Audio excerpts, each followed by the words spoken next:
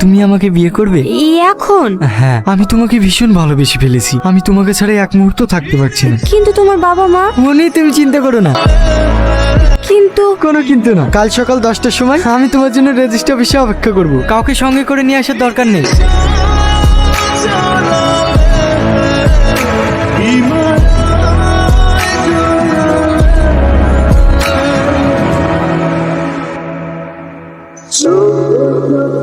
রোহন, তুমি এখানে? হ্যাঁ, আমি বিয়ে করতে এসছো। বিয়ের সাজে তোমাকে অনেক মায়াবী লাগে, কিন্তু এই মায়াবী মুখের ভেতরেই লুকিয়ে আছে এক ধোঁকাবাজ। তুমি এখানে কি করছো? তোমার মতন মেয়েরা। আমি কারোর জীবন নষ্ট করিনি।